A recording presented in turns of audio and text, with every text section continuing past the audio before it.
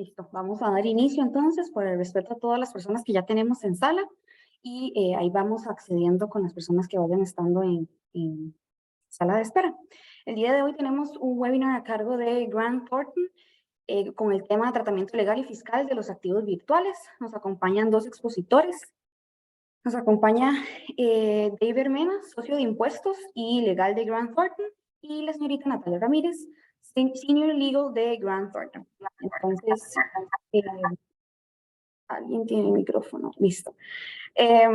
Algunas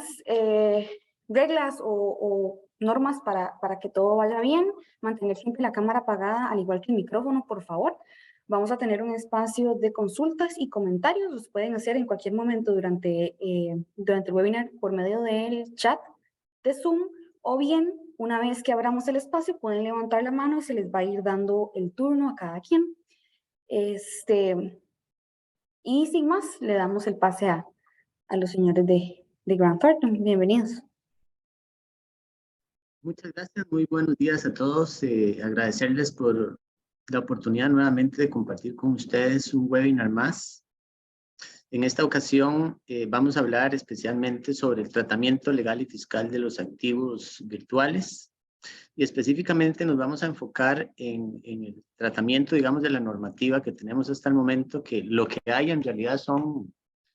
un planteamiento de un proyecto de ley y un borrador de una resolución. Quiere decir que ni uno ni otro todavía son normas vigentes,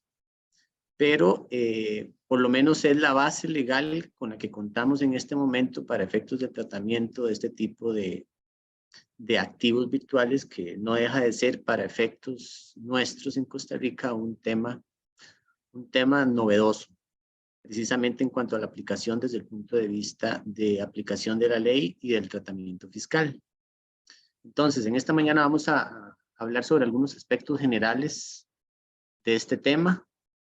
cuál es la situación que tenemos en nuestro país con respecto a los activos virtuales, y posteriormente vamos a profundizar un poco en lo que establece este proyecto de ley de mercado de criptoactivos. Y después vamos a ver el proyecto de tratamiento tributario y la interpretación que ha hecho Tributación por medio de una resolución o de un borrador de resolución que todavía no ha sido publicado oficialmente. Y al final vamos a ver una relación que tenga este tema con respecto a la posible aplicación desde el punto de vista de las normas internacionales de información financiera, para ver cuál es la norma que le aplicaría para efectos contables. Entonces le voy a dar la palabra a Natalia Ramírez, que me acompaña en esta mañana, para poder iniciar con el tema. Buenos días, Natalia.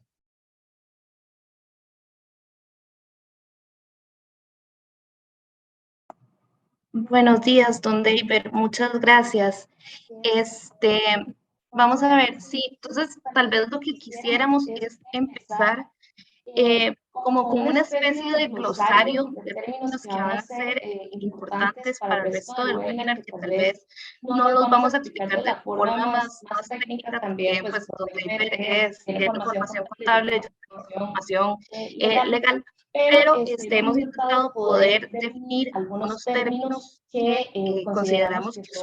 que son importantes. Entonces, el primero de estos términos es el de activo virtual, que es algo que podemos entender como una representación digital de valor que se puede negociar digitalmente o transferirse, y que se puede usar pues para fines de realizar pagos, como un medio de inversión, o incluso vamos a ver también que puede ser para acceder a derechos sobre bienes o servicios también.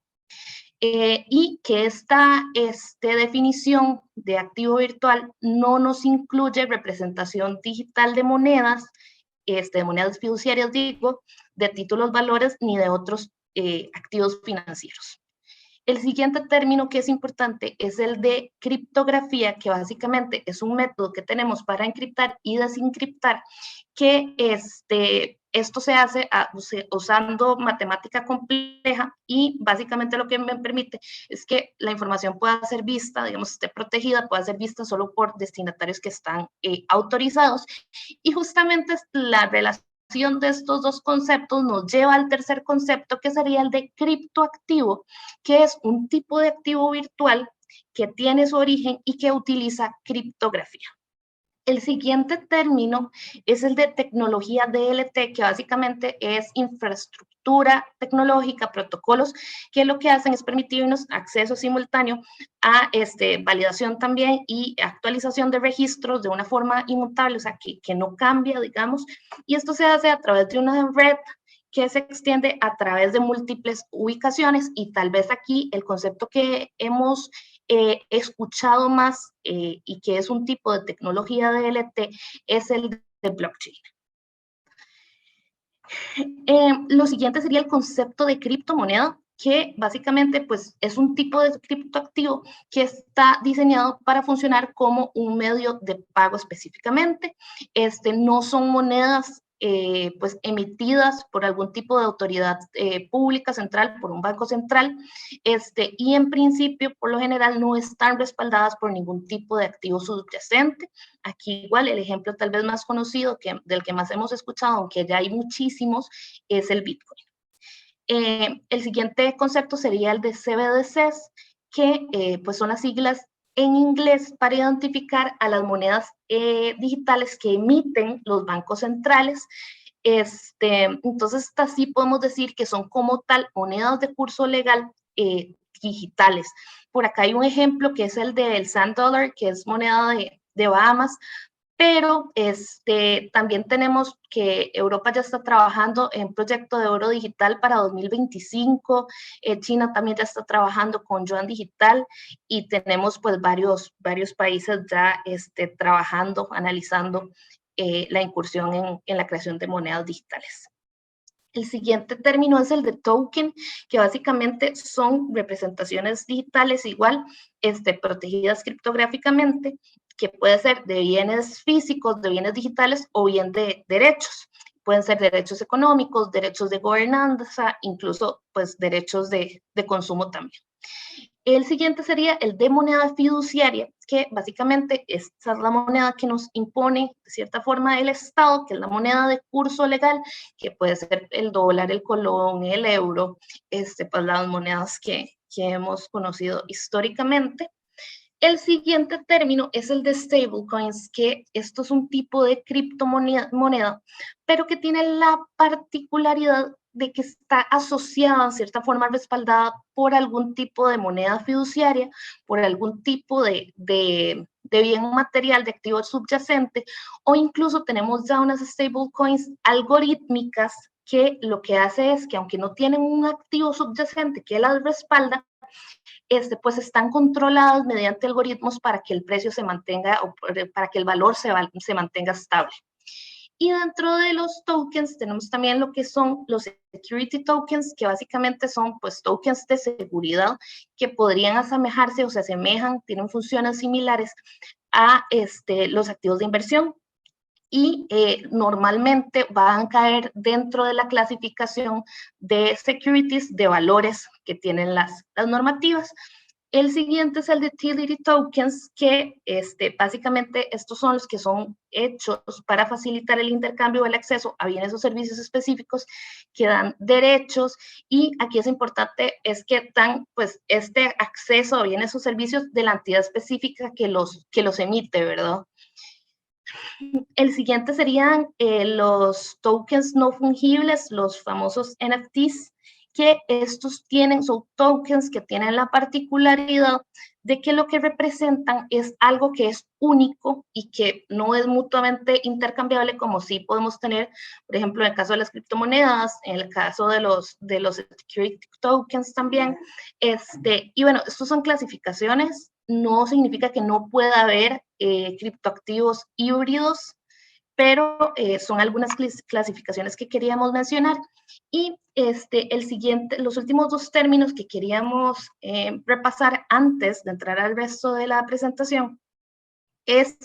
el de proveedores de activos virtuales, que básicamente se refiere a todas las personas físicas o jurídicas que se dedican a realizar operaciones para otra persona física o jurídica o en nombre de esta, y estas actividades pueden ser el cambio entre activos virtuales y monedas fiduciarias, el cambio entre uno o más tipos de activos virtuales, la transferencia de activos virtuales, la custodia y administración de estos activos virtuales, Y por último, la provisión y participación de servicios financieros relacionados con la oferta o la venta de un activo virtual de parte del emisor.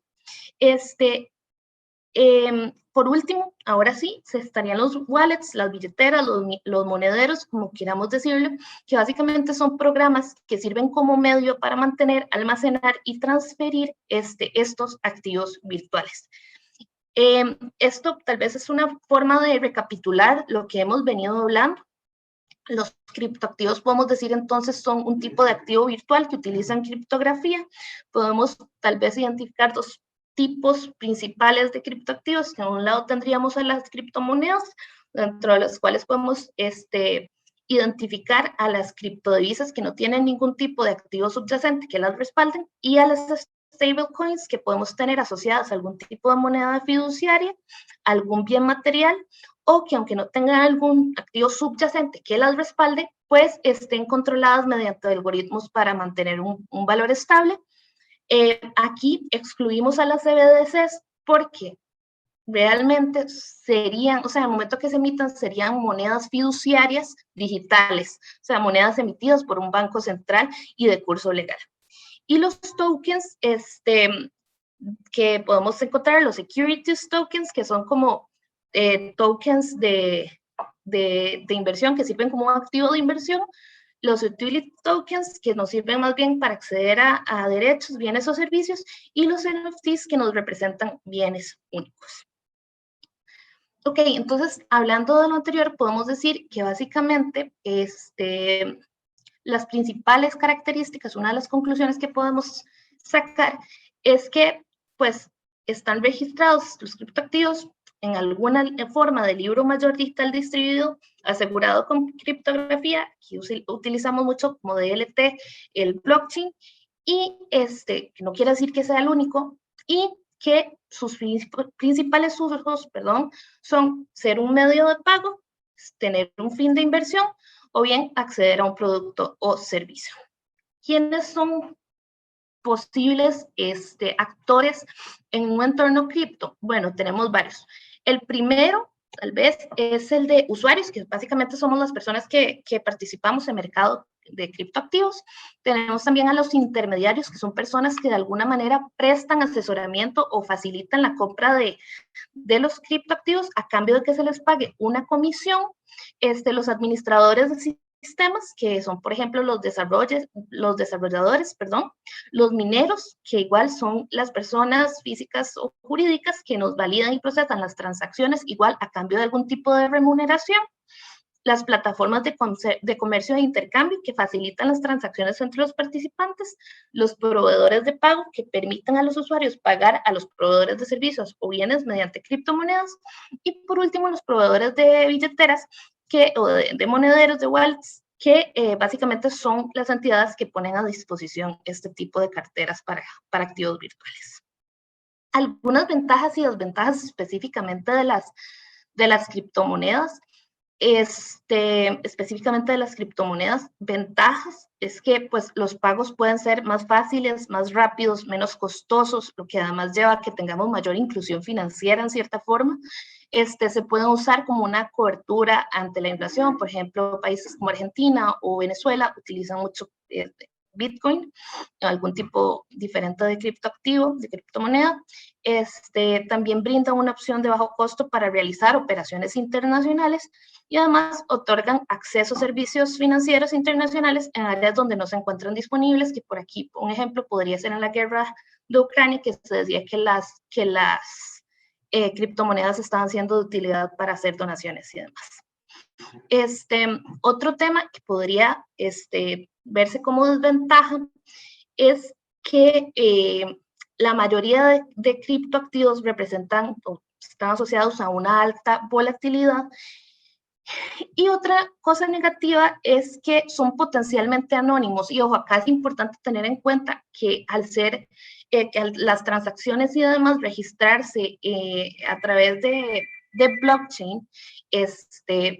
son inmutables y más bien nos deja un registro bien documentado de las transacciones que se hacen. Lo que pasa es que sí es posible utilizar operaciones de combinación o ocultamiento para ocultar la relación, digamos, que existe entre la dirección que envió digamos, la dirección de la billetera que envía y la dirección de quien recibe, ¿verdad? Entonces, es un mecanismo que podrían eventualmente usar delincuentes, pero no quiere decir que todos los criptoactivos y las transacciones de criptoactivos sean anónimas o se usen solo para realizar actividades ilícitas. De hecho, pues SWIFT en 2020, o sea, ya fue hace algunos años, pero ya había sacado un informe que decía que, pues no, que se siguen utilizando muchísimo más monedas fiduciarias para cometer actos delictivos que lo que se usan las criptomonedas para esos efectos. Entonces, aquí la intención, pues, no es satanizar de cierta forma las criptomonedas, pero sí reconocer que tienen tal vez esos puntos débiles y podría ser que algunos otros. Ok, regulación. ¿Cómo estamos a nivel mundial en temas de regulación? Pues aquí hay de todo. Algunos países ya han regulado estos temas. Tenemos otros que han prohibido totalmente el uso de activos virtuales, de criptoactivos, o no necesariamente prohibido del todo, pero sí limitado el uso según el tipo de criptoactivo, o bien se han puesto pues, restricciones a los proveedores de servicios de activos virtuales. Y pues hay otros que o estamos en iniciativas para ver cómo se regula o del todo pues no se han movido. Tal vez lo que está sonando más en este momento es la aprobación del MiCA, del Marketing Crypto Assets, del reglamento que está aprobando la Unión Europea. Y por ahí estamos, Reino Unido, Singapur también, Suiza, son jurisdicciones que ya han avanzado bastante en normativa de esta materia. Y pues casos como El Salvador, que incluso reconocieron legalmente el Bitcoin como una moneda de curso legal. Y también acá es importante rescatar que tenemos un sector que considera que pues no se debería, o que se opone a que se regule los criptoactivos,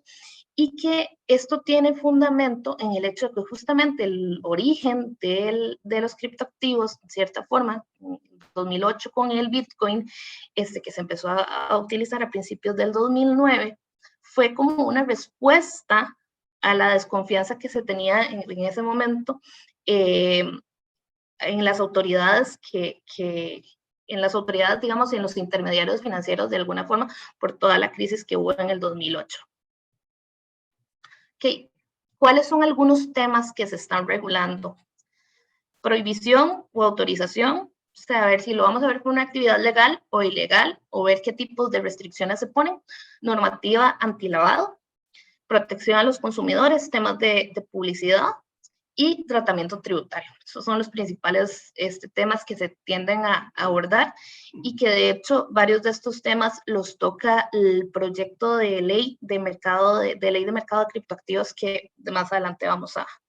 repasar. Y bueno, ya cayendo en Costa Rica propiamente, vamos a repasar tal vez qué es lo que tenemos. En Costa Rica, pues la unidad monetaria oficial que tenemos es el colón. No tenemos ninguna criptomoneda que represente dinero de curso legal, como veíamos ahora con el caso de El Salvador, pero esto no quiere decir que la circulación o el intercambio de criptomonedas esté permitida. Es más, o sea, mientras se utilicen para actividades lícitas, son actividades que se entienden que están amparados bajo el principio de libertad. Lo único que sí en su momento, igual comunicó el Banco Central, que ha pues manifestado en varias ocasiones, es que no hay algún tipo de respaldo del Banco Central, y que al no ser monedas emitidas tampoco por un Banco Central extranjero, pues no se consideran como una moneda o como una divisa extranjera, y por tanto no están cubiertas por la seguridad que ofrece la intermediación cambiaria ni la convertibilidad de la moneda. Por acá, algunas manifestaciones que se habían hecho al Ministerio de Hacienda, no recuerdo si el año pasado o antes pasado, pero que básicamente decían pues que no es viable el uso de criptomonedas para el pago de obligaciones tributarias, que es algo que muchas personas podrían decir, por supuesto, pero más adelante vamos a ver por qué esto es importante, pero que sí, por supuesto, en aquellas ocasiones en que tuviéramos utilidades generadas por operaciones con criptoactivos, pues que se tenían que elaborar las declaraciones tributarias correspondientes para liquidar los impuestos. El Banco Central ya desde hace algunos años lo que dijo es que ellos tenían una posición de tolerancia vigilante, que básicamente significa que ellos pues permiten la existencia, autorizan la existencia, están a la expectativa de la innovación tecnológica que esto implica, pero al mismo tiempo pues están ahí poniendo atención para ver qué cosas es necesario ir regulando. Y por último, pensando tal vez en monedas digitales emitidas por el Banco Central de nuestro país, las CBDCs, lo último que había manifestado el Banco Central es que lo consideraba innecesario, pues que consideraba innecesario que tuviéramos un colón digital porque a través del SIMPE se lograba tener esa inclusión financiera, digamos, y esos medios de pago digital que pues de cierta forma dan los criptoactivos, pues quedan por fuera algunas cosas como los pagos internacionales, operaciones internacionales que veíamos ahora, pero esta fue la posición del Banco Central en su momento. Algunas recomendaciones igual de organismos internacionales es el Fondo Monetario Internacional, ya en su momento pues instó a los entes reguladores a que implementaran estándares globales para temas de control y regulación de criptoactivos. El Grupo de Acción Financiero también pidió a los países que buscaran garantizar que los proveedores de servicios de activos virtuales estuvieran regulados para poder combatir los temas de lavado, de financiamiento de terrorismo, y que contaran con algún tipo de registro y que estuvieran sujetos a monitoreo. Aquí específicamente lo que tenemos es la recomendación 15, me parece, que es de nuevas tecnologías también, que justamente es la que da origen al proyecto que se tramita en este momento bajo el expediente 22.837, si no me equivoco, que lo vamos a conversar también, que lo que hace es, pues propone incorporar el artículo 15 quater a la ley 77886. Y por parte de la OCDE, pues ya ha indicado que es importante que podamos clasificar según que tengamos una clasificación adecuada según el tipo de criptoactivos, tanto para efectos contables como para efectos fiscales, atendiendo específicamente a todas esas características que conversábamos ahora. Ok, entonces, regulación en Costa Rica. En este momento no tenemos nada aprobado, como comentaba don David, en este momento. Esto no quiere decir, tal vez haciendo analogía un poco del principio de inalterabilidad del derecho preexistente que tenemos en temas de comercio electrónico, que lo que le sea aplicable digamos, actualmente con la normativa que tenemos, no. Por otro lado, tenemos el proyecto de ley de mercado de criptoactivos, que es lo más reciente, si no me equivoco, se publicó en la Gaceta en noviembre del 22, la reforma a la ley 7786, que justamente es la que pretende incluir este artículo 15 quater, y por último, esta se publicó, si no me equivoco, en enero del 22 también. Y por último, el proyecto de resolución interpretativa en relación con el tratamiento fiscal de los activos virtuales que nos mencionaba ahora también don David. Y también, pues, si no me equivoco, es de finales del 21, principios del 22 de la misma forma. Ok, entonces vamos a empezar con el proyecto de ley del mercado de criptoactivos, que realmente pero también es el que abarca más temas, entonces lo quisimos pues incluir de primero, y en este momento este proyecto se tramita en la Asamblea Legislativa bajo el expediente 23.415. Ok, ¿qué nos dice este proyecto? Lo primero es que nos define el criptoactivo como un tipo de activo virtual que se refiere a una anotación digital en un libro mayor distribuido que puede ser blockchain o no, y cuya tenencia puede ser probada utilizando criptografía y cuya transferencia puede realizarse por un medio de firmas digitales que hacen uso de criptografía también. Aquí voy a aprovechar, no recuerdo si lo dije, pero algo que es muy importante es que podríamos pensar que la regulación de los criptoactivos está orientada o debería estar orientada a buscar seguridad jurídica, cerrando algunos vacíos legales que tenemos en este momento, pero lo primero que tenemos que lograr es tener definiciones o conceptos claros de lo que son cada uno de estos elementos, digamos, que forman parte del entorno cripto, y que además la normativa que emitamos al respecto sea coherente, tenga conceptos uniformes, porque ya vemos viendo proyectos que, pues aunque tienen elementos comunes, usan definiciones distintas. Entonces, necesitamos que si se va a regular esto desde diferentes ángulos, la normativa pues sea lo más uniforme y coherente entre sí. Pero bueno, ya volviendo específicamente al tema de aspectos generales, vemos aquí lo que veíamos al principio, que los criptoactivos no incluyen representaciones digitales de monedas fiduciarias, de valores ni de otros instrumentos financieros, y que según su uso o funcionalidad pueden considerarse como una moneda virtual privada. Es una ley, o sería una ley más bien de orden público, según lo que establece el texto de la misma, es decir, que sería de aplicación o de acatamiento obligatorio, y nos da dos tipos de categoría, o sea, nos ofrece, digamos, dos tipos de categorización de los activos virtuales, de los criptoactivos. El primero es que pueden ser fungibles, que son aquellos pues, que son criptoactivos que son divisibles, que son idénticos entre sí, que pues se pueden intercambiar, y los no fungibles, que son criptoactivos con un código y metadatos que los hacen únicos e irrepetibles. Eso también lo comentábamos un poco antes. El otro, o la otra clasificación que nos dan es por uso. Aquí tenemos algunos que ya habíamos repasado antes también, como medio de pago, útiles, que son los que le conceden a la persona que los tiene,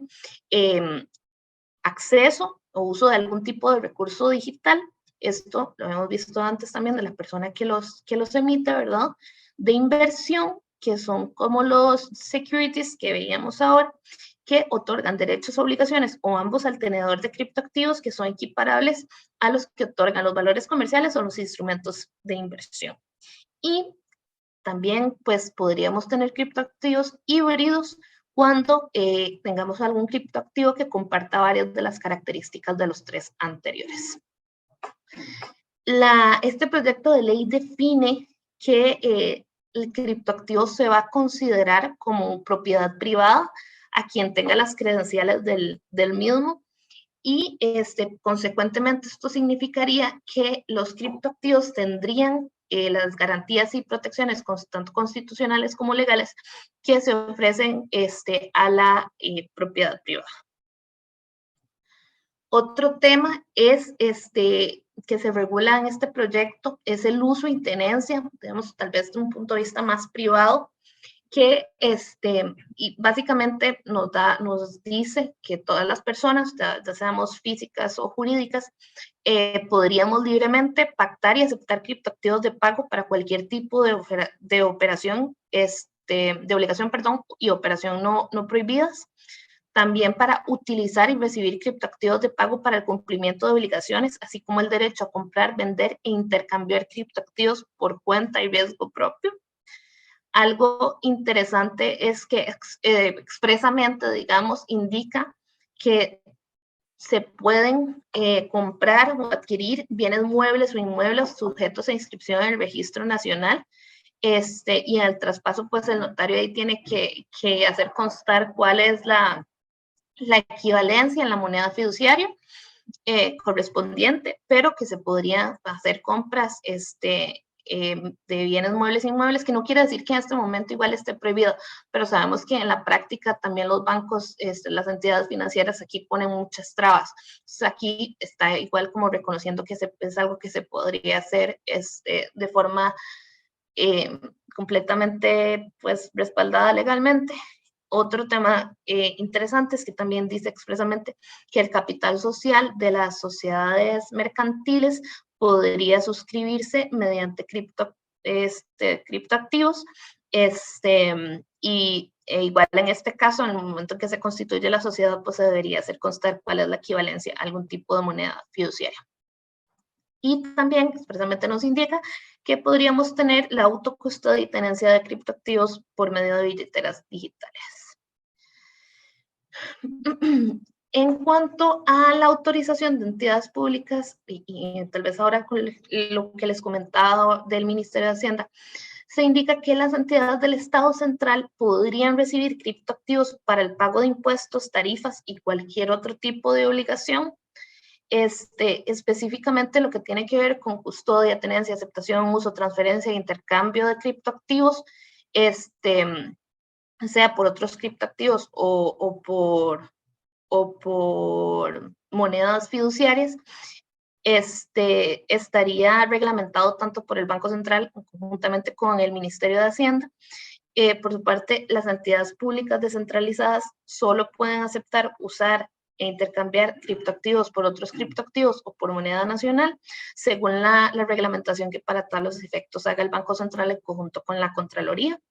Y sí se establece que los principios rectores de ambas reglamentaciones deberían ser la protección, el orden, la estabilidad, la transparencia de las finanzas públicas, la implementación de las mejores prácticas internacionales de ciberseguridad para pues mantener a salvo la información de los contribuyentes y que esto ayude a evitar pérdidas financieras. Específicamente autorizaciones para el sistema financiero, expresamente dice que igual se autoriza para comprar, vender, usar, pactar con y aceptar criptoactivos en general, así como ofrecer productos y servicios relacionados con criptoactivos de forma directa o indirecta a las entidades reguladas, supervisadas y fiscalizadas.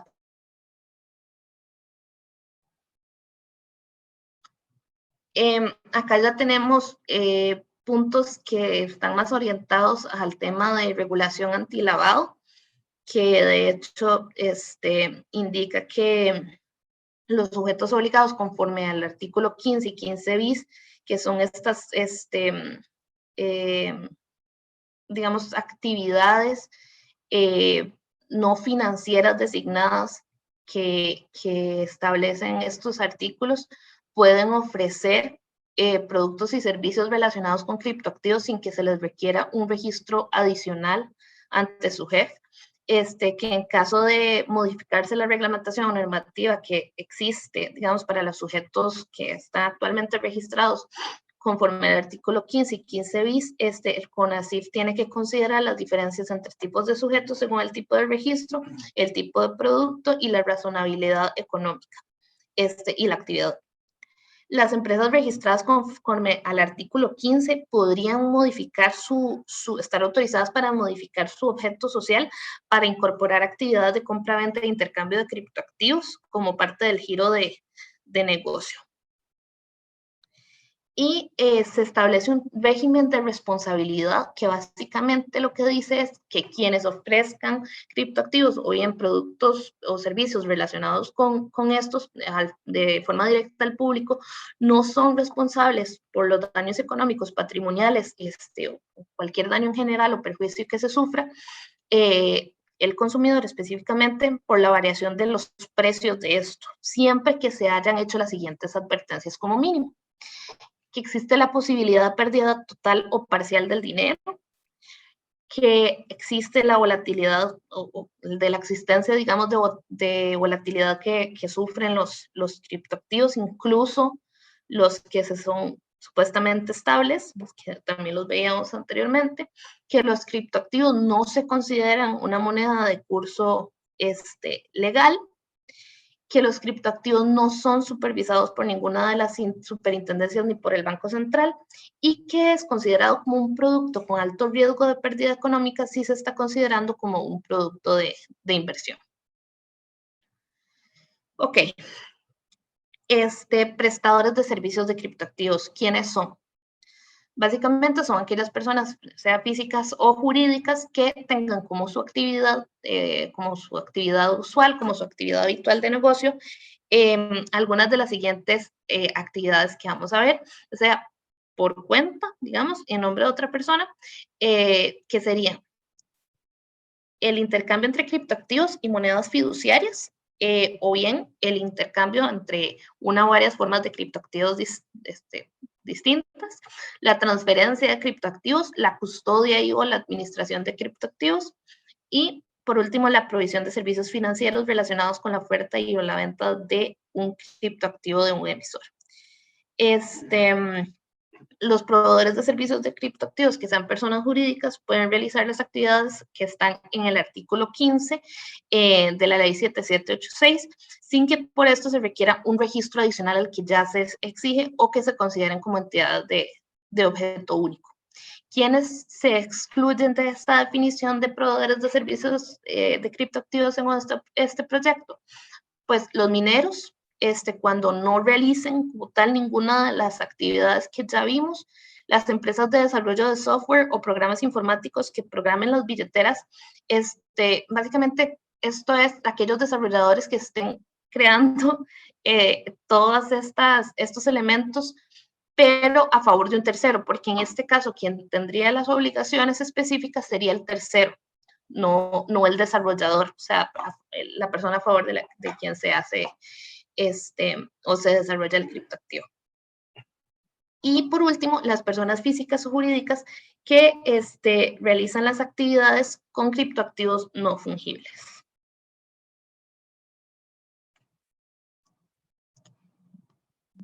Ok, entonces, en materia de siguiendo, digamos, toda esta materia antilavado, podemos decir que los criptoactivos de servicios, perdón, los proveedores de criptoactivos o de servicios de criptoactivos que no pertenecen a un grupo o conglomerado financiero, que no estén supervisados según el artículo 15 y 15 bis específicamente en materia de la supervisión específicamente en materia antilavado, quiero decir, bueno, van a ser entidades supervisadas por su jefe únicamente, justamente, respecto a temas de prevención de legitimación de capitales, financiamiento de terrorismo y el financiamiento de proliferación de armas de destrucción masiva. Es decir, básicamente las reglas que tienen en este momento las entidades o las personas físicas también que están inscritas bajo el 15 y 15 bis, que básicamente lo que tienen es el deber de inscripción ante su jefe, las obligaciones respecto a temas de conozca a su cliente, particularmente enfáticas con personas políticamente expuestas, las obligaciones de reporte, pues monitoreo específico en materia de legitimación de capitales, financiamiento de terrorismo y financiamiento de proliferación de armas destructivo que hace su jefe en esos casos. Y los proveedores de servicios de criptoactivos tienen que cumplir las mismas obligaciones, entonces, que establece la ley 7786. Son en ese artículo 15 del inciso A al I, que básicamente en términos generales son estos que les comentaba: inscripción, reportería, conozca a su cliente, con énfasis especial en temas de conozca a su cliente, y y también pues esa supervisión exclusiva en temas de antilavado, digamos, para resumirlo de una forma, que ejerce su jefe sobre esas entidades. Otros temas que establece esta propuesta, este proyecto de ley, es que los proveedores de servicios de criptoactivos pagarían un canon, que igual en este momento también lo pagan las entidades del 15 y 15 bis, según su tamaño, estructura, cantidad y monto de transacciones y el número de empleados. Los proveedores de servicios de criptoactivos debidamente registrados ante la SUGEF como artículo 15 o 15 bis pueden solicitar al Banco Central su inclusión y acceso a la SIMPE, al sistema de SIMPE, digamos, y el Banco Central estaría autorizado para diseñar y ofrecer nuevos productos relacionados con SIMPE a proveedores de servicios de criptoactivo. Y aquí ya le devuelvo el micrófono a don David para que nos ayude con esta sección. Gracias, Natalia. Ahora vamos a ver un poquito sobre el tratamiento fiscal que plantea este proyecto de ley con respecto al tratamiento de los criptoactivos. Específicamente en cuanto al impuesto a las utilidades, lo que este proyecto establece básicamente es que todo lo que tiene que ver con la obtención mediante el airdrop, que es la aceptación, adquisición, uso general, minería, creación de bloques, almacenamiento, custodia, transferencia de criptoactivos, partiendo de que tengan una naturaleza extraterritorial, estas actividades no se van a considerar una renta de fuente costarricense. Pero claramente aquí estamos haciendo referencia a esa condición, ¿verdad? Que sean rentas de naturaleza extraterritorial. Entonces, cualquier ingreso continuo ocasional que se derive de la transferencia o intercambio de criptoactivos se va a entender como un ingreso que no va a formar parte de la renta bruta para efectos del impuesto a las utilidades en Costa Rica. Y el proyecto hace mención precisamente al hecho de que no va a estar vinculado con el principio de territorialidad, que es el que definiría el tratamiento fiscal en este caso. En el caso de que se hagan uso de criptoactivos en su modalidad de moneda virtual privada para adquirir moneda del curso legal, otros criptoactivos o bienes y servicios, no se va a generar un ingreso gravable para efectos de este impuesto. Y en el supuesto en que se dé una enajenación o venta de un criptoactivo, siempre que esto esté afecto a una actividad lucrativa de fuente costarricense, se van a aplicar las normas del artículo 1 de la ley de renta, que básicamente tienen que ver con el principio de territorialidad. Es decir, en resumen, esta norma lo que nos está diciendo es que para efectos tributarios, todas las rentas derivadas del intercambio, transferencia o transacciones derivadas hechas con criptoactivos no van a ser gravables en el impuesto a las utilidades siempre y cuando tengan una naturaleza extraterritorial. Si son transacciones que se van a considerar renta de fuente costarricense, ahí sí tenemos que aplicar el principio de renta territorial que aplica a nuestro país y el impuesto de renta como cualquier otro negocio en Costa Rica. En cuanto al IVA, el proyecto plantea que todas aquellas actividades relacionadas con la obtención de estos airdrop, ¿verdad? Que tienen que ver la aceptación, adquisición, uso general, minería, creación de bloques, almacenamiento y custodia de los criptoactivos, no van a representar transferencias de bienes ni prestación de servicios en territorio nacional, bajo ese mismo supuesto. Entonces, bajo ese supuesto no van a ser considerados como ingresos o como rentas o ventas sujetas al impuesto sobre el valor agregado. No obstante, en el tanto estos criptoactivos se transfieran como moneda virtual privada, ¿verdad? Para adquirir otra moneda, otros criptoactivos, bienes o servicios, en estos casos se va a considerar que es similar o análogo a otra divisa, a una moneda, y por lo tanto, de acuerdo con la ley de IVA que tenemos actualmente, así como la compra-venta de dólares, por ejemplo, que está exenta de IVA, en este caso, las criptoactivos también van a estar exentos del impuesto al valor agregado. En cuanto al apartado de ganancias y pérdidas de capital, el proyecto lo que establece es que cualquier enajenación, transferencia ocasional de estos criptoactivos va a estar exenta del impuesto a las ganancias y pérdidas de capital, siempre y cuando sean realizados por una persona física que no esté afecta a una actividad lucrativa en Costa Rica. Entonces, aquí se sigue manteniendo el mismo principio de territorialidad. Y en el supuesto en que sí hay una afectación a la actividad lucrativa del transmitente de este tipo de criptoactivos, esa ganancia o pérdida sí va a ser gravable o deducible de conformidad con el capítulo 11 que hoy regula la ley de impuestos sobre la renta, que básicamente es el impuesto del 15% sobre el monto de la ganancia para efectos tributarios. Siguiendo el tema del tratamiento del impuesto a las utilidades y el del IVA también, tenemos que ver la relación que va a tener esto con la deducibilidad de aquellos gastos que se incurran para llevar a cabo cualquier actividad relacionada con criptoactivos. Entonces, básicamente, el tratamiento fiscal de la deducción de los gastos va a estar en función de si son útiles, necesarios y pertinentes para la generación de rentas gravables en el impuesto a las utilidades. En la medida en que estemos hablando de que sean rentas de naturaleza extraterritorial, sean no sujetas, pues los gastos asociados a ese tipo de rentas serían no deducibles. Si por alguna razón esas rentas, si están afectas a una actividad lucrativa en territorio costarricense y van a estar gravadas con el impuesto a las utilidades, pues sí se tendrá derecho como gasto deducible para efectos del cálculo de ese impuesto. Y desde el punto de vista del IVA, y así como dijimos que en principio no va a estar sujeto, ¿verdad? En la medida en que estamos hablando de que si son transacciones realizadas fuera del territorio costarricense o son intercambio de moneda que no van a estar grabadas, entonces,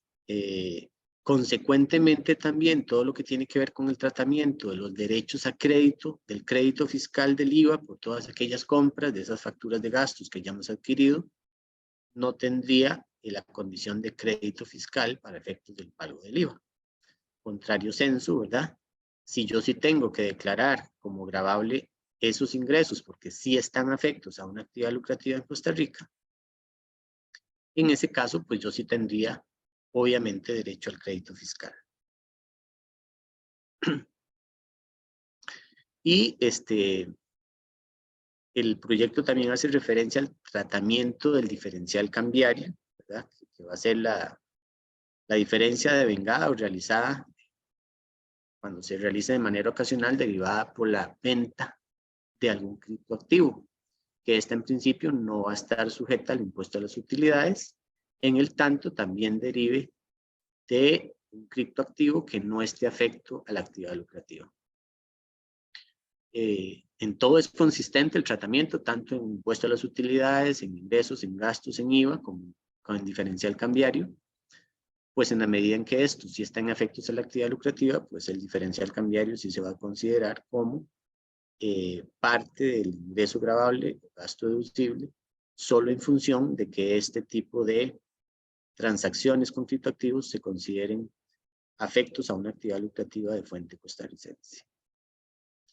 Y posteriormente, el proyecto hace referencia a la parte de la terminación de los inventarios, que siendo importante que por tratarse de una moneda virtual, se va a utilizar un método especial para llevar toda la transacción de entradas y salidas relacionadas con los ingresos y gastos asociados a cada una de las transacciones. Y por lo tanto, para efectos tributarios y contables, se tiene que llevar y contabilizar esas entradas y salidas de monedas virtuales, haciendo referencia, ya sea total o parcialmente, a esas entradas y salidas, con referencia a los tipos de cambio de referencia, de intercambio que se den entre el valor del costo original y el valor de referencia con el cual se hace el cambio de esa moneda. Que esto es parte de un requisito que, como cualquier compañía que tenga que llevar un inventario, en este caso sobre los criptoactivos, pues estaríamos obligados a manejar un inventario en este sentido. Y ahora vamos a ver una reforma que se le haría al proyecto 7796, que es la inclusión de un artículo adicional que va a comentarles Natalia. Gracias, don David. Entonces, sí, vamos, el segundo o la segunda iniciativa que tendríamos en este momento es el proyecto para reformar la ley 7786, que esto se tramita, si no me equivoco, bajo expediente 22.837 en Asamblea Legislativa. Pero para lo que nos interesa en este caso es la inclusión del artículo 15 cuáter a la ley 7786. Entonces,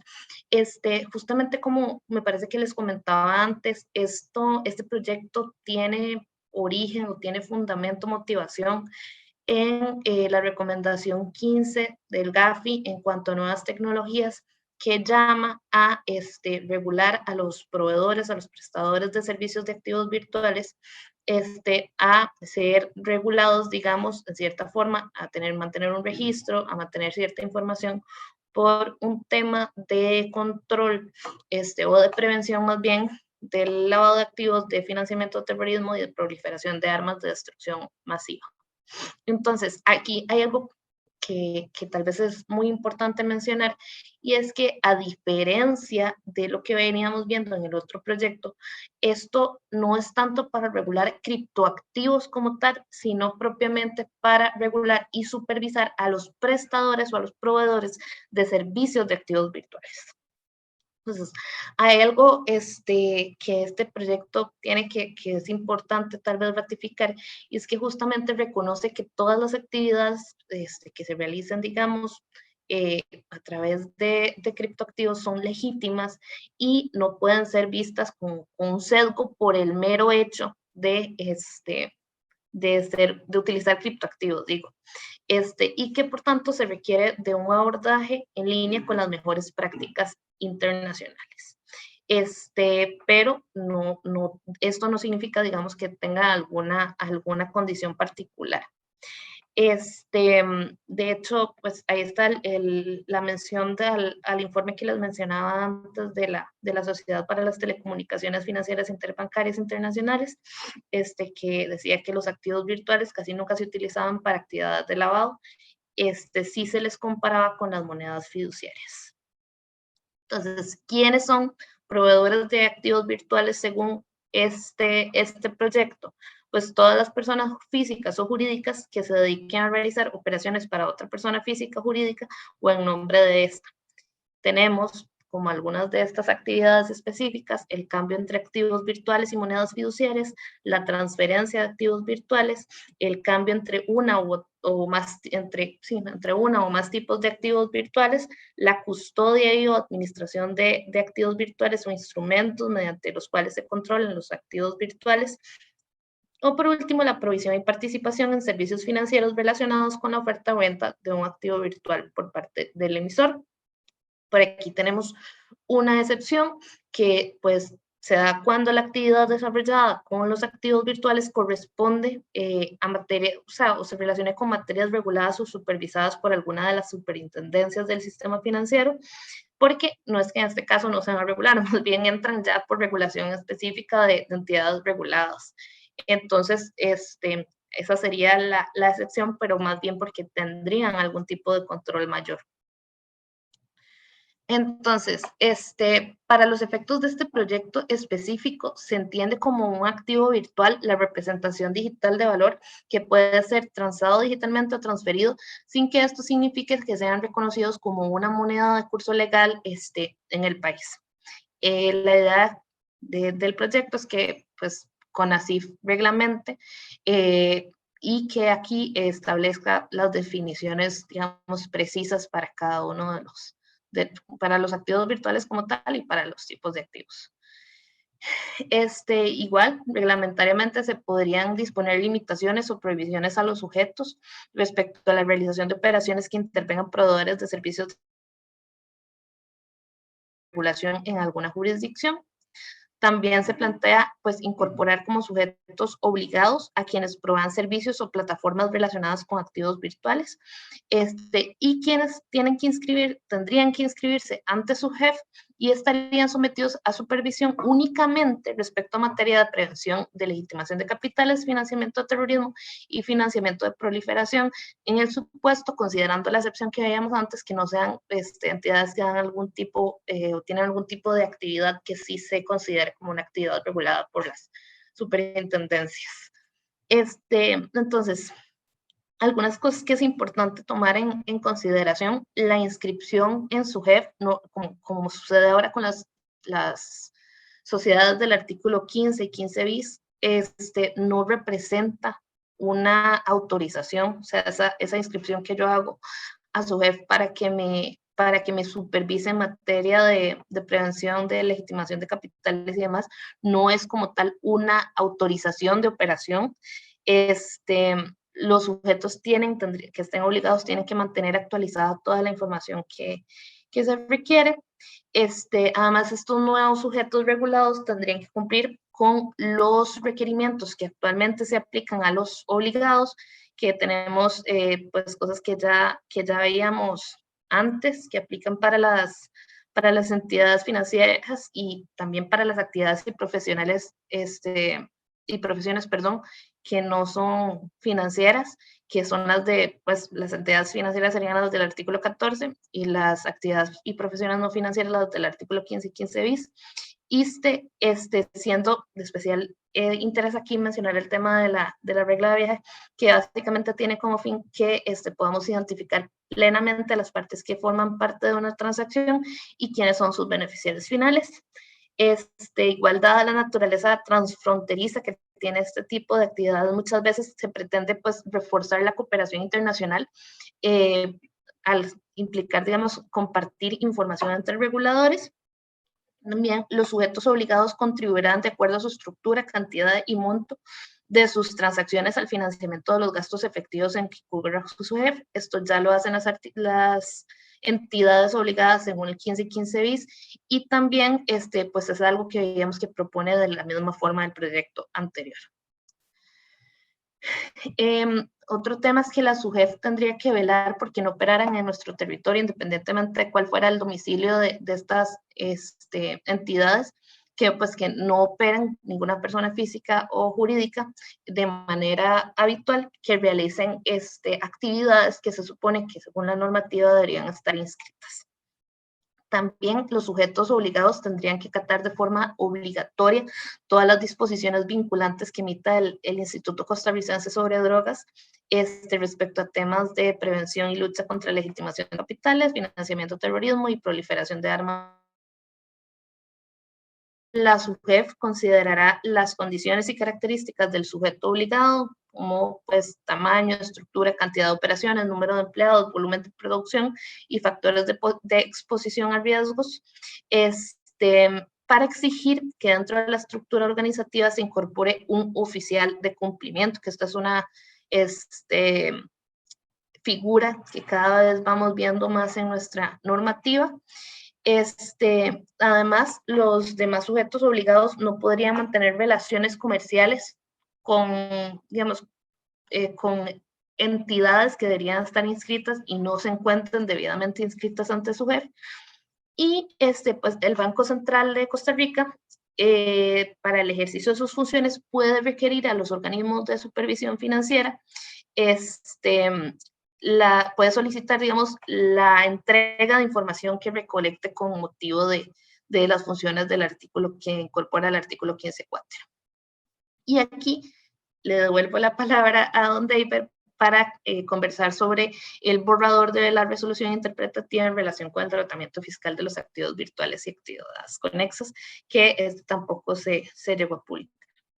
Segundo.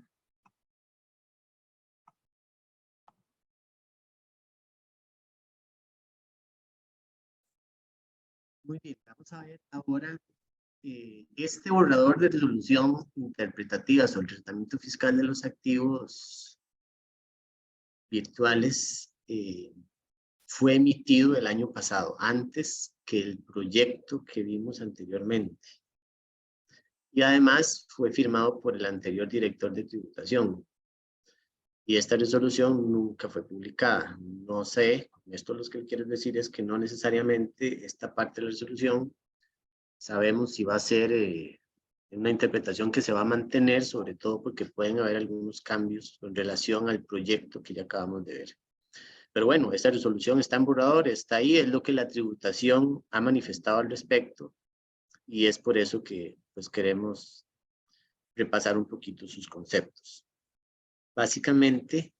la resolución hace referencia a la naturaleza de los activos virtuales, con respecto a la conceptualización de los mismos, de que, ¿verdad?, de que es un bien mueble, de naturaleza privada, que es fungible, incorporable, una serie de los elementos que Natalia también explicó al principio dentro del otro proyecto, que están más o menos incorporados también dentro de esta resolución, concluyendo de que al final pues son activos intangibles por tratarse de un activo identificable de carácter no monetario sin apariencia física. pero que cumple con otra serie de características propias de un activo virtual. Específicamente, la resolución establece una serie de obligaciones para residentes o establecimientos permanentes en territorio costarricense, tanto de personas físicas o jurídicas, que proporcionen servicios para salvaguardar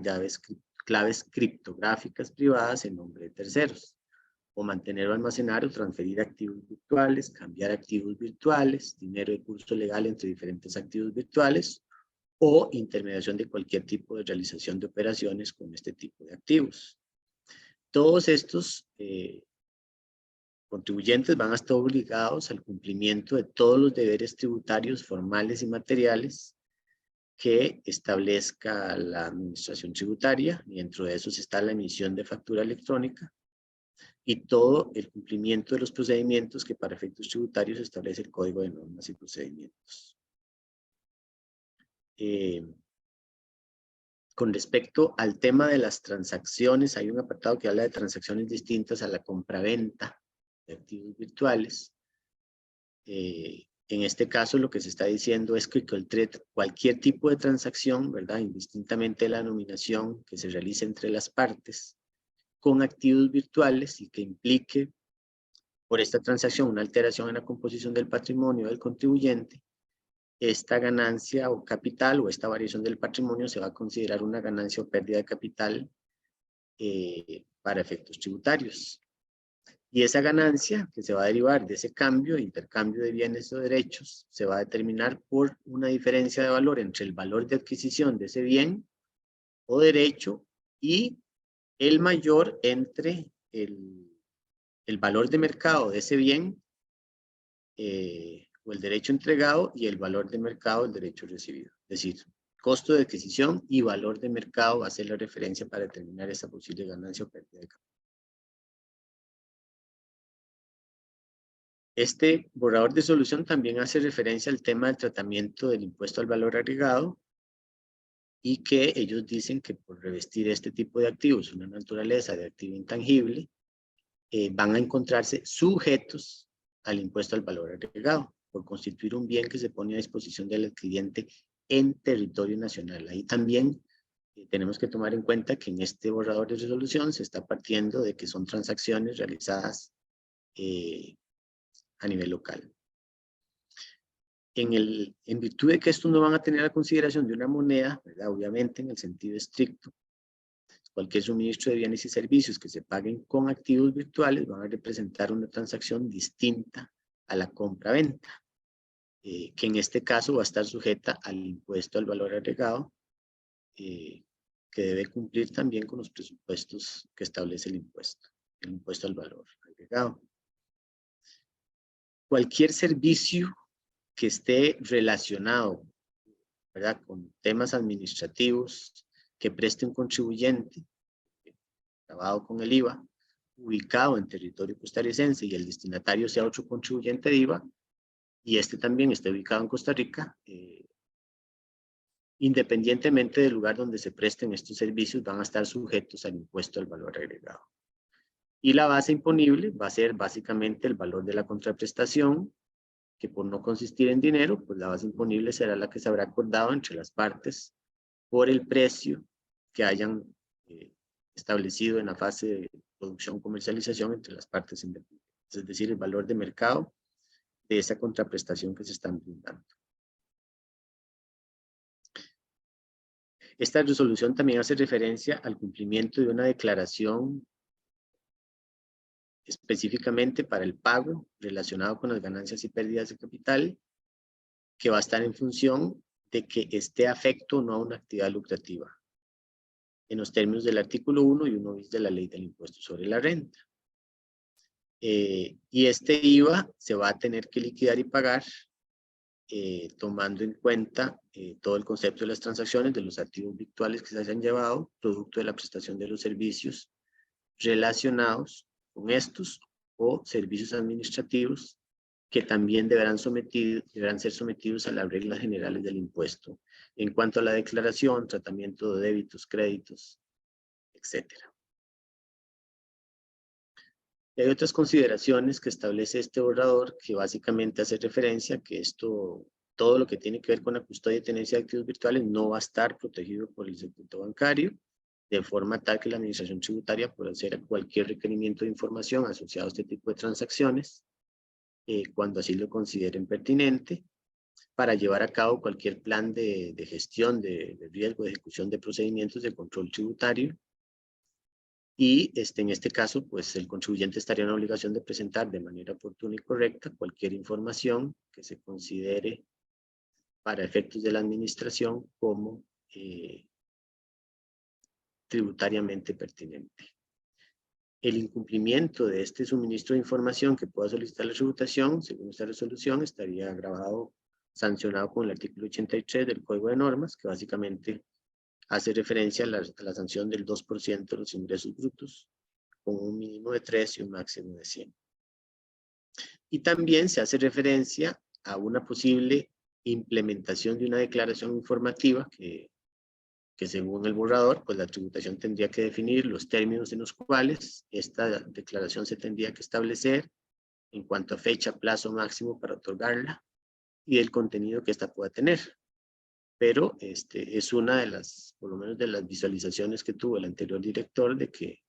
de este tipo de transacciones también estuvieran sujetos a una declaración de carácter informativo, más que material y de pago de impuestos. Y después vamos a comentarles un criterio de una consulta que se le hizo a tributación, que no han sido realmente no han habido consultas relacionadas con este tema, pero sí encontramos por ahí una que se hizo, inclusive ya hace un par de años, también en el 2020, donde un contribuyente presentó un caso relacionado con que él tenía un negocio de máquinas expendedoras de bitcoins que estaban ubicadas en territorio costarricense para comprar y vender este tipo de monedas a cambio de dólares. Y que por cada transacción que se realizaban a través de estos BTMS, que son las máquinas de bitcoin, para poder llevar a cabo este tipo de transacciones se cobraban dos tipos de comisión. Una que era destinada a la compañía que hacía la consulta por concepto del uso de las máquinas, y el otro que era una seguridad criptográfica que permitía el registro de la transacción en el libro contable asignado a cada billetera, donde la acreedora de esa comisión no iba a ser la misma compañía dueña de las máquinas, sino que iba a ser una compañía extranjera.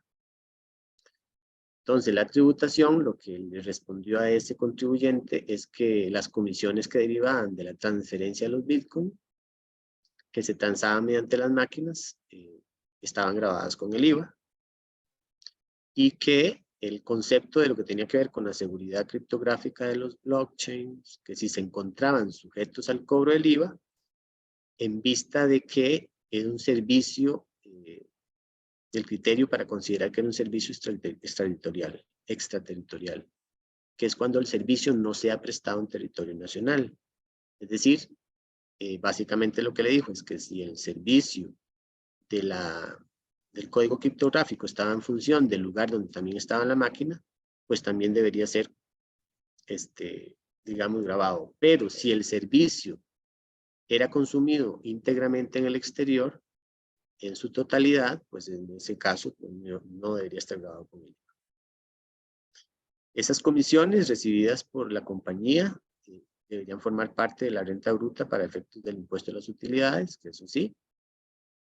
y obviamente las que tenían que ver con cobro del uso de las máquinas.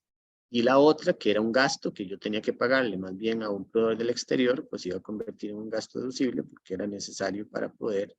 realizar esa transacción en ese tipo de aparatos. Y finalmente, ya para ir concluyendo, nosotros hicimos un análisis básicamente de cuáles serían los eventuales tratamientos desde el punto de vista contable de las normas internacionales de información financiera en las que deberíamos enfocar el registro de las criptomonedas de acuerdo a su categorización, ¿verdad? Entonces, desde el punto de vista del análisis de la NIC de estado de flujos de efectivo, al no ser considerados las criptomonedas no están respaldadas por el gobierno, el Banco Central, ¿verdad? Como una moneda oficial de curso legal en nuestro país, pues no podría ser de aplicación la NIC 7. Pues la categorización de efectivo equivalentes en efectivo, pues no sería, en este caso no se podría considerar como un equivalente de efectivo para efectos de la definición de lo que establece la norma. Por otro lado, en cuanto a la NIC de instrumentos financieros, las criptomonedas no son instrumentos de capital, contratos que se puedan liquidar con instrumentos de capital, ya que no otorgan al titular ningún derecho contractual al recibir efectivo u otro tipo de activo financiero. Entonces, la NIC 39 tampoco sería un activo financiero que se pueda medir a valor razonable para efectos de cambio en resultados. Después, analizamos si estas criptomonedas se podría considerar como una especie de propiedad de inversión, de acuerdo a la NIC 40. Y aunque algunas entidades las criptomonedas mantienen, o sea, un tema de apreciación de capital, nuestro punto de vista es que sería inapropiado que una entidad clasifique esto como una propiedad de inversión, ya que las criptomonedas no son activos físicos, empezando por ahí, ¿verdad? Entonces, no es correcto que tampoco sean consideradas bajo la aplicación de esta norma contable. Propiedad, planta y equipo, pues claramente la criptomoneda no tiene forma física, tampoco puede ser tratada como una especie de activo fijo. Esa norma no aplicaría. Y las que sí consideramos que tendrían aplicación tiene que ver con lo que hemos mencionado, que básicamente se trata de activos intangibles, que es un activo prácticamente no monetario, que es identificable, que no tiene sustancia física, pero que puede estar incluido entre esta categoría de las criptomonedas. Básicamente por ser separable, que puede separarse o dividirse de la entidad y venderse o transferirse. Surge derechos contractuales o derechos que independientemente si son derechos transferibles o separables, pues se consideran como tal. Y el valor de la criptomoneda no es fijo, o sea, se puede determinar en función de las variaciones que surgen de la oferta y la demanda de este tipo de activos.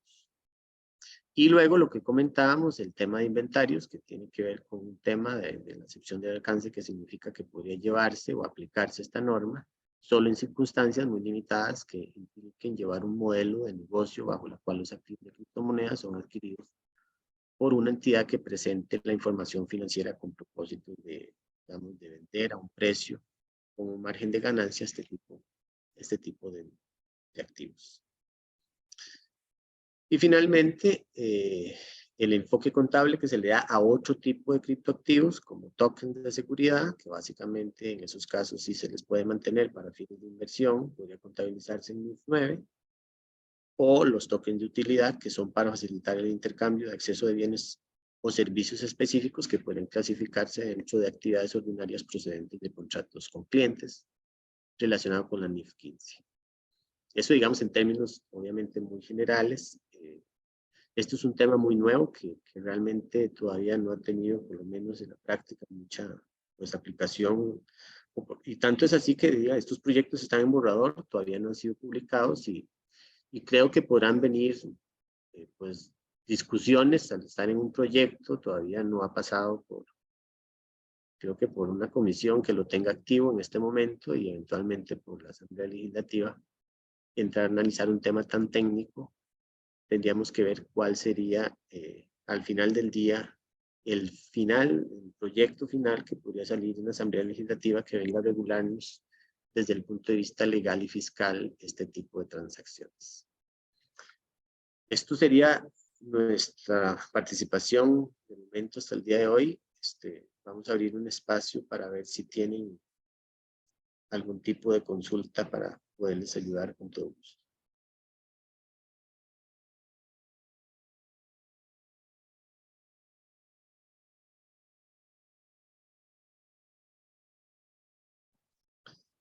Buenos días. Buenos días. Primero, muchas gracias por la presentación. Creo que ha sido muy útil. He estado leyendo un poco del tema y como comentaban, creo que no está tan claro todavía, no hay legislación vigente, entonces es un tema complicado y que todavía está por definir,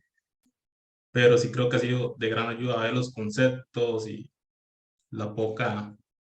legislación que estamos cocinando actualmente. Mi duda que tengo actualmente es, en el caso de que una persona física o jurídica comprara alguno de estos criptos, de estos activos virtuales que normalmente se hacen en exchanges o tipos de empresas que están en otros países, esta compra o transacción podría estar sujeta a el pago de impuestos de las remesas. Vamos a ver, en la medida en que usted la transacción se lleve a cabo íntegramente fuera del territorio costarricense, o sea, la compra-venta de una moneda no llevaría impuesto de remesas. Así como hoy, yo puedo hacer una transacción de compra bueno, normalmente aquí nosotros no compramos monedas en el exterior, pero generalmente lo hacemos a través de, digamos, de entidades financieras reguladas. Pero normalmente, en este caso, no hay un servicio que se esté consumiendo por parte del no domiciliado en Costa Rica si yo lo que estoy haciendo es comprándole un criptoactivo a una entidad del exterior. ¿Por qué? Porque no se consideraría una renta de fuente costarricense que debería estar grabada. Primero que todo, por una razón, ¿verdad? Porque nosotros en Costa Rica normalmente lo que tenemos grabado en remesas al exterior son servicios que se consideren prestados en territorio costarricense, que sean renta de fuente costarricense. Es decir, cuando un no domiciliado viene a Costa Rica a prestar un servicio y ese servicio se convierte entonces en una renta de fuente costarricense porque ese no domiciliado lo generó en territorio costarricense. Entonces, en la medida en que esa transacción se lleve a cabo íntegramente en el exterior, se consuma en el exterior, no debería por qué estar grabada con el impuesto de remesas en ese caso. Y les digo que cada caso va a ser específico, ¿verdad? Porque tenemos situaciones donde la administración tributaria también ha manifestado no específicamente para este tipo, digamos, de compras de criptoactivos fuera de Costa Rica, pero cuando se trata, por ejemplo, de servicios que se presten de manera virtual, donde tributación sí ha dicho de que independientemente de que la transacción se haya llevado fuera del territorio costarricense, el hecho de que se haya llevado de manera remota, digamos, virtual, se considera como si hubiera sido prestado en Costa Rica. Claramente, este tipo de transacciones con activos virtuales, todas van a ser a través de medios electrónicos y uno podría pensar que una posición agresiva que podría tomar la tributación en esa línea es que vaya a interpretar de que todas estas transacciones se llevan a cabo por medios digitales y que por esa razón, por un tema digamos, de tecnología, de que la tecnología es la que permite que yo no tenga que desplazarme al país para hacer transacciones de ese tipo, sino que es por los medios electrónicos que de alguna manera pueda pretender pues grabarlas con remesas al exterior. Y al no tener nosotros en la ley de renta nada que establezca esto para este tipo de transacciones tan especiales, el riesgo que podría haber en esos casos es que inclusive quedemos dentro del canasto de que todo aquello que no está dentro del artículo 59 de la ley de renta le aplica el 30%. ¿Verdad? Y pues habría que ver, y digo esto pensando en la posición que ha tomado tributación con otros conceptos de pagos de remesas al exterior que han sido prestados fuera de Costa Rica. Porque ellos han dicho que en la medida en que todos estos servicios o transacciones extraterritoriales estén vinculadas con una estructura económica de la sociedad en Costa Rica que los paga, ellos lo consideran renta fuente costarricense. Entonces, si ellos mantienen ese análisis para transacciones con activos virtuales, es muy posible que sí vayamos a tener una interpretación que para mí sería, digamos, errónea desde el punto de vista del principio de territorialidad, de que tributación pueda salir con un domingo 7 y pretenda grabar algún tipo de estas transacciones, aunque sean hechas fuera del país. Muchas gracias. Lo que sí responde mi pregunta, y ahí el problema creo que ha sido que Hacienda tiene una ampliación del criterio de territorialidad, pero muchísimas gracias. Sí, efectivamente. Efectivamente, así ha sido en los últimos años, y tal vez esto yo esperaría que se pueda resolver. Ya hay un proyecto de interpretación auténtica del artículo 1 del principio de territorialidad precisamente para zanjar esas interpretaciones que la tributación ha hecho en esa línea, que no solo beneficiaría para los casos que tenemos actualmente de servicios comunes y corrientes que la tributación ha pretendido gravar por un tema de vinculación con la estructura económica, sino con transacciones de este tipo que tal vez todavía no están proliferados de la forma en como tal vez funcionan en otros países, pero creo que eso podría venir a reforzar un poco el tratamiento del impuesto aplicando el principio de territorialidad, ¿verdad? Pero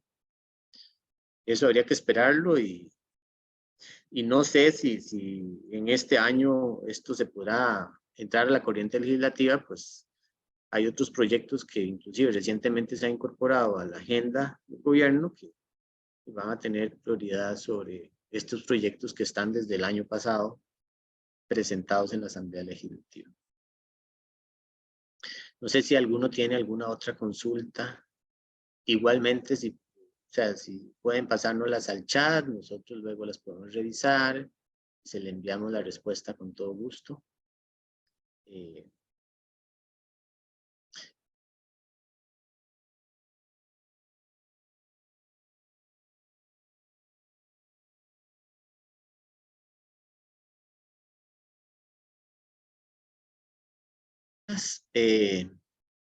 De mi parte, agradecerles a Camtic nuevamente la oportunidad de poder participar con ustedes y compartir un poquito la información que tenemos disponible sobre estos temas de actualidad, sobre el cual tenemos que seguir pues aprendiendo, estudiando, viendo cómo se va a manejar esto, cómo se ha manejado en otros países y eventualmente pues se van a tomar experiencias de esos países para aplicarlos en nuestro país cuando estas leyes pues lleguen a ser vigentes en Costa Rica. Y agradecerle a Natalia también por acompañarme en esta mañana, este webinar, y como siempre pues quedamos a sus órdenes. Muy buena, que la pasen muy bien.